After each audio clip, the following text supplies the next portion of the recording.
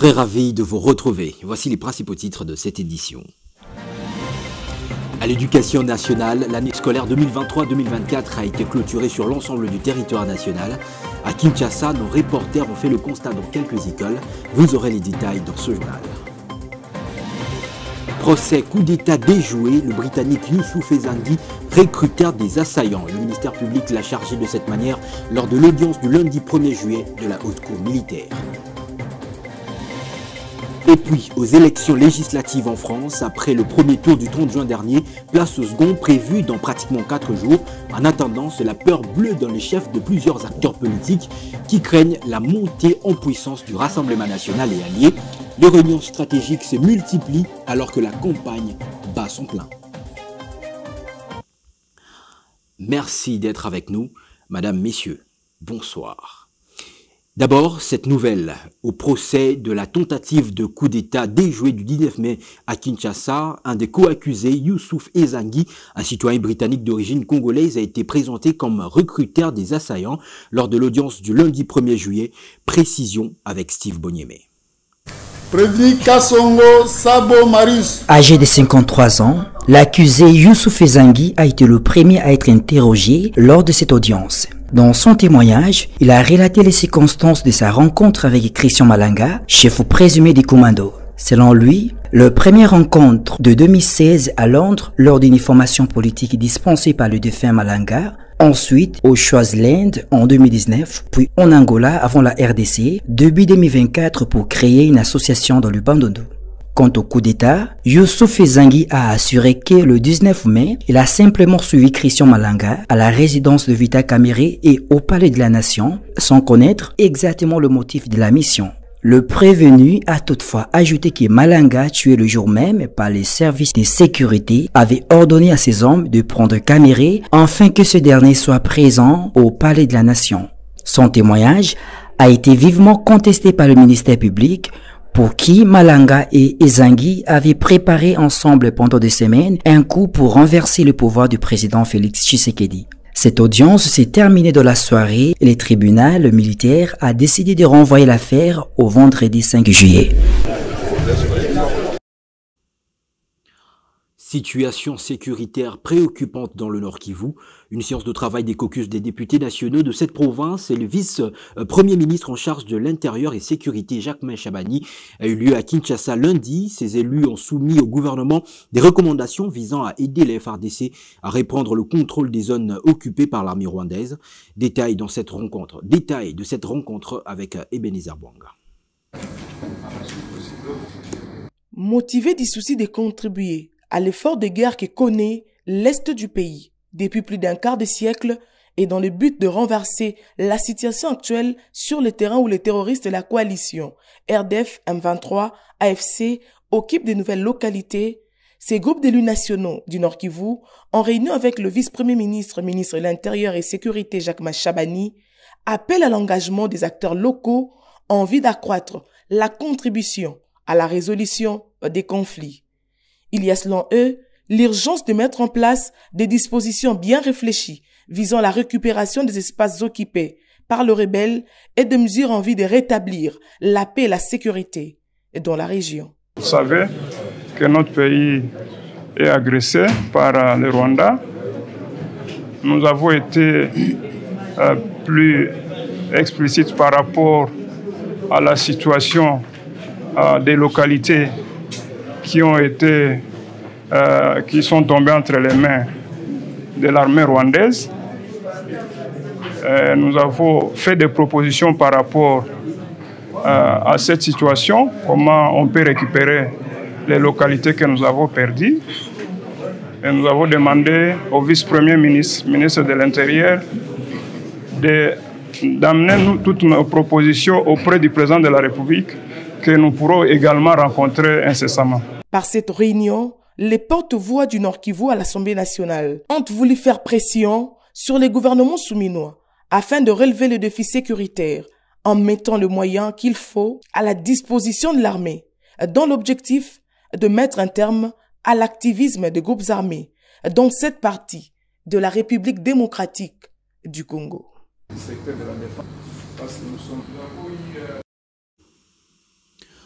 C'est par une messe d'action de grâce dite à la cathédrale de Bukavu que les autorités politiques de la province du Sud Kivu ont commémoré le 64 ans de l'indépendance du pays. Le gouverneur Jean-Jacques Pouroussi a participé à cette célébration eucharistique. Les détails avec notre correspondant sur place, Primo Pascal Roudaïgoa. La journée du 30 juin a été commémorée au Sud Kivu par une messe d'action de grâce dite à la cathédrale Notre-Dame de la Paix de Bukavu. Une occasion pour le gouverneur du Sud Kivu de rendre grâce au Seigneur pour l'investiture de son gouvernement provincial. Cette messe solennelle a été célébrée par l'archevêque François Maroï qui a invité les nouveaux dirigeants du Sud Kivu à faire la différence avec leurs prédécesseurs pour bien gérer la province. Il souhaite que les recettes générées au Sud Kivu soient orientées vers le développement et le bien-être de la population. À cette occasion, le gouverneur Jean-Jacques Pouroussi Sadiki s'est engagé à reconstruire la province du Sud Kivu avec les contrats miniers. J'ai donc l'engagement que le premier engagement, là où nous allons chercher l'argent pour reconstruire la province, c'est d'abord dans ce secteur-là. Parce que dès la semaine prochaine, nous allons instituer une commission d'audit pour auditer le secteur minier, pour essayer de savoir qui est qui fait quoi. Nous allons les flanquer des amendes, nous comptons les convoquer ici, suspendre tous ces contrats. La deuxième chose, et générer donc de l'argent. La deuxième chose, c'est que nous comptons, avec l'appui et la collaboration de toutes les parties, créer une société provinciale minière qui va récupérer tous ces contrats miniers qui ne sont pas attribués. Et donc, nous allons les exploiter. L'idée, c'est de créer aussi une banque provinciale qui va aider à générer des crédits pour la jeunesse. Cet engagement donne un nouveau souffle pour la province du Sud Kivu et la bénédiction finale de l'archevêque de Bukavu est une invitation à l'unité et à la cohésion sociale entre toutes les communautés. La session ordinaire de mars a été clôturée à l'Assemblée provinciale de Kinshasa hier lundi 1er juillet. Mais quel est le bilan de cette session? La réponse dans ce reportage de Rabi Monkoto. Adoption de l'ordre du jour. Le débat ont été marqués par un engagement fort des députés provinciaux de Kinshasa, chacun défendant ardemment les intérêts de ses électeurs et proposant des solutions constructives aux défis auxquels la province est confrontée. Des sujets tels que l'éducation, la santé, l'emploi, les infrastructures et la sécurité ont été au cœur de discussions reflétant les préoccupations prioritaires de la population. Plusieurs décisions importantes ont été prises au cours de cette session de mars, notamment l'adoption des lois visant à améliorer les conditions de vie des habitants, à renforcer la gouvernance locale et à promouvoir le développement économique de la capitale Kinshasa. Des résolutions ont également été votées pour encourager la transparence et la responsabilité dans la gestion des ressources publiques et pour promouvoir la participation citoyenne dans le processus de décision. Les 4 points étaient à l'ordre du jour de cette plénière ont été discutés en profondeur et des décisions importantes ont été prises. Nous venons d'assister à une plénière aujourd'hui. Dans tel de jeu, il y a 4 points qui ont été inscrits à l'ordre du jour. L'adoption de l'ordre du jour, la lecture et l'approbation des procès-verbaux numéro 8, numéro 09, des sessions plénières de la fois dernière, respectivement du 19 juin et 21 juin. Le 3e point était lié à l'examen et adoption de la dotation budgétaire réaménagée de l'Assemblée provinciale de Kinshasa pour l'exercice 2024, et le dernier point était consacré à la cérémonie de clôture de la session de mars 2024. Toutes les matières ayant été traitées et adoptées par la plénière, l'Assemblée provinciale a procédé à la clôture de la session mars 2024. La clôture de cette session plénière marque la fin d'une étape importante dans le fonctionnement démocratique de la ville-province de Kinshasa, mais ouvre également la voie à de nouveaux défis et opportunités. Les députés provinciaux ont exprimé leur engagement à continuer à travailler pour le bien-être de la population et à mettre en œuvre les décisions prises lors de cette session. Je l'ai annoncé au sommaire, à l'Éducation nationale, il y a eu clôture de l'année scolaire 2023-2024 sur l'ensemble du territoire national. À Kinshasa, nos reporters ont fait le constat à l'école primaire d'application Gombe 1 où une cérémonie de remise des résultats a eu lieu en présence des parents des élèves. Donel Boui nous en parle. Additionnellement retenu date marquant la fin de l'année scolaire en République démocratique du Congo, c'est dès juillet 2024 a connu cette ambiance lors de la remise des résultats aux écoliers et comme ici à l'école primaire d'application à la Gombe. Accompagnés de leurs parents, ces élèves prennent conscience de leur cote sanctionnant les efforts annuels avant d'aller en vacances de 2 mois. Ces résultats déterminent l'accès ou pas à la promotion supérieure comme le renseigne cette institutrice. L'année est bonne. On a bien terminé l'année et sauf que nous voyons les parents viennent en compte-gouttes. Je ne sais pas qu'est-ce qui se passe parce qu'aujourd'hui c'est les derniers jours. C'est la proclamation. Autre temps, autre mœurs, dit-on. L'ambiance de ces jours est loin de rappeler celle des années où il était question d'une proclamation publique des résultats. Il est de plus en plus coutume depuis quelque temps de la signature de bulletins par les parents. L'année scolaire dernière n'a pas été que rose, des difficultés ont aussi jalonné le travail des enseignants à l'EPA 1 à Gombe. Commencé avec à Kinshasa, nous avons les problèmes de transport. Ça nous a beaucoup compliqué durant l'année scolaire ici. Mais quand même, nous sommes arrivés à la fin en bonté. Et aujourd'hui, c'est les 2 juillet, les parents viennent signer le bulletin. Même son de cloche, côté de la direction de l'Athénée de la Gombe, sur le déroulement de l'année scolaire 2023-2024 et de la proclamation. Nous allons rester jusqu'au 15 juillet.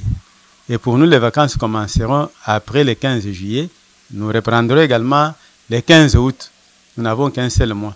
Donc, les parents viendront jusqu'au 15, tout comme ceux qui n'auront pas du temps pourront passer vers le mois d'août. Pour ces écoliers, comptant des résultats obtenus, le pas de danse est l'expression de cette joie.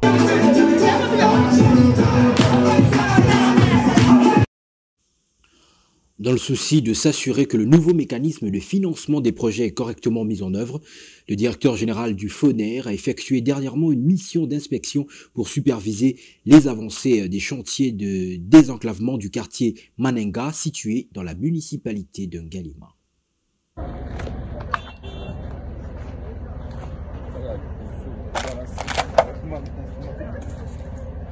Au lieu de 100% traditionnellement payés en début de chantier, du reste, difficilement traçable, désormais 50% du montant des travaux sont décaissés au début du projet. À 30% d'exécution sur présentation d'un rapport d'avancement consigné par l'Office des voiries et drainages et le Bureau technique de contrôle, les ingénieurs FONER, récemment recrutés, chargés de suivi des travaux, font une visite de vérification de l'effectivité de l'avancée du travail et recommandent ou non le paiement de solde de 50%. De cette manière, le FONER peut vérifier l'utilisation de ses fonds et financer plus de projets, du fait d'une meilleure gestion de sa trésorerie.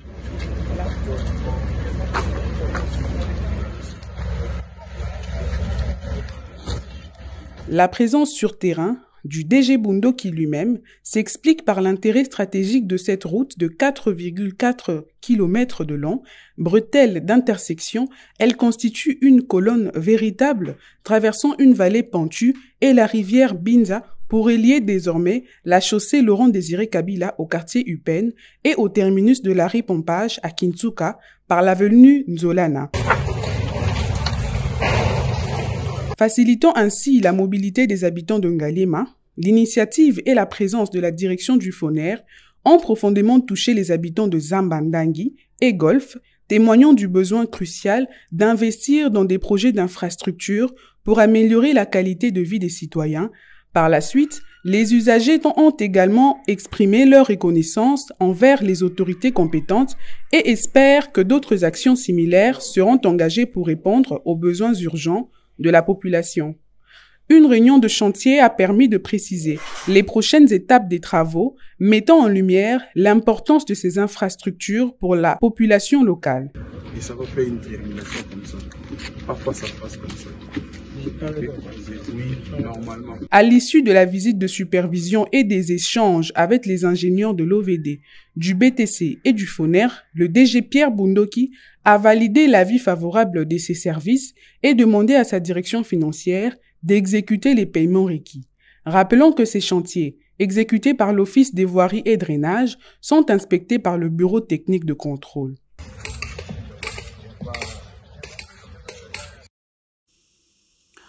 La fondation Shebiso Yesukaka a célébré dimanche 30 juin un an de son engagement continu en faveur de l'encadrement et du développement des jeunes de la région. Depuis sa création, cette fondation a travaillé sans relâche pour offrir des opportunités d'apprentissage, de croissance personnelle et de soutien aux jeunes de la communauté. Regardez. C'est une journée historique pour la fondation Shebiso Kakayesu. Depuis sa création, elle s'était assignée la mission de créer des opportunités d'emploi pour le jeune du quartier Kanluka en 2023, grâce à son programme de formation en hôtellerie, en auto-école et en coupe-couture. Elle a pu offrir des perspectives d'avenir à de nombreux jeunes des coins de la ville de Kinshasa qui ont du talent.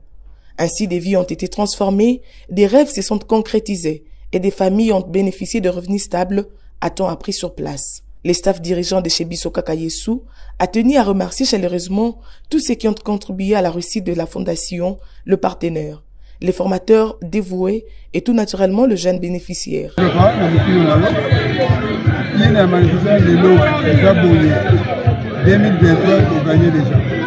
Nous célébrons notre premier anniversaire avec fierté et gratitude pour tous les chemins parcourus. Grâce à nos programmes de formation en hôtellerie, en auto-école et en coupe et couture, nous avons pu offrir des perspectives d'avenir à de nombreux jeunes du quartier.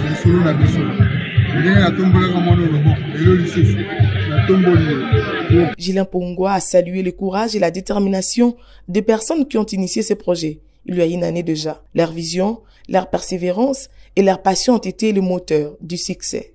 Leur engagement envers la communauté et leur volonté de créer un impact positif resteront une source d'inspiration pour tous. Je suis là pour quand même motiver ceux qui pourront motiver parce qu'ils ont eu à organiser les activités eux-mêmes. Ils avaient contribué 3 millions de francs congolais, ils sont venus vers moi, je ne pouvais pas me taire, je devais quand même faire un geste. En passant, je rends hommage, un grand hommage au chef de l'État, à mon président Bahati Lukwebo, à qui je souhaite bonne fête de l'indépendance. Un exemple à suivre décidément. L'actualité à l'international est dominée par les élections législatives en France. Après le premier tour du 30 juin dernier, place au second prévu le 7 juillet. Plusieurs acteurs politiques craignent la première position occupée par l'extrême droite avec le Rassemblement national et alliés. Détail dans ce récit.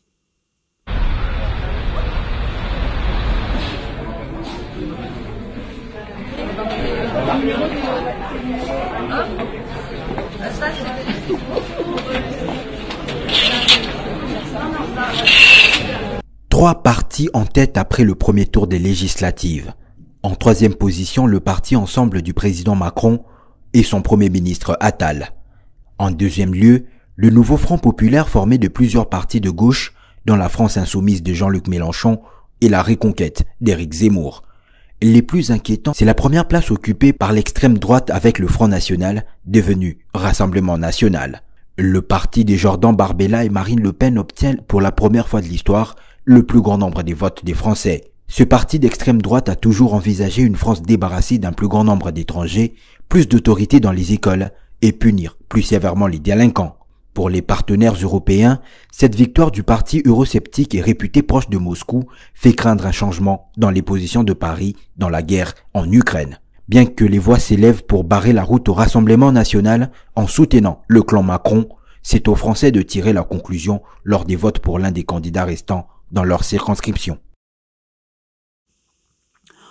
Et en sport, karaté, la 3e édition de l'Open du Pool Malibu a vécu à Kinshasa dans la grande salle du gymnase de la police nationale congolaise. La République démocratique du Congo rafle 17 médailles dont 8 en or. Une bonne nouvelle pour le pays dans cette discipline.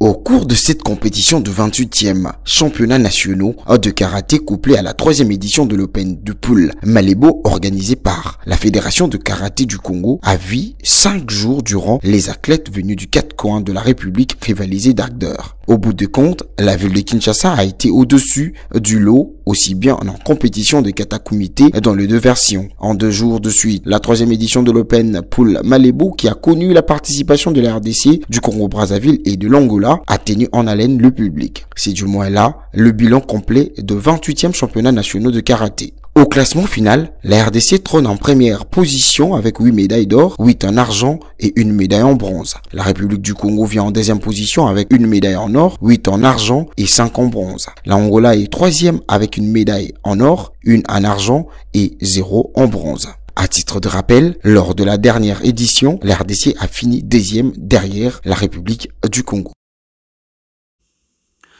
C'est la fin de ce journal. Revoici ses grandes lignes. À l'éducation nationale, l'année scolaire 2023-2024 a été clôturée sur l'ensemble du territoire national. À Kinshasa, nos reporters ont fait le constat dans quelques écoles. Vous l'avez suivi dans ce journal. Procès coup d'État déjoué, le Britannique Youssouf Ezangui, recruteur des assaillants. Le ministère public l'a chargé de cette manière lors de l'audience du lundi 1er juillet de la haute cour militaire. Et puis, aux élections législatives en France, après le premier tour du 30 juin dernier, place au second prévu dans pratiquement 4 jours. En attendant, c'est la peur bleue dans le chef de plusieurs acteurs politiques qui craignent la montée en puissance du Rassemblement national et alliés. Les réunions stratégiques se multiplient alors que la campagne électorale bat son plein. Cette édition est complètement terminée. Merci de votre attention soutenue et excellente suite de programmes sur Congo 26 Télévision, la chaîne de l'unité nationale.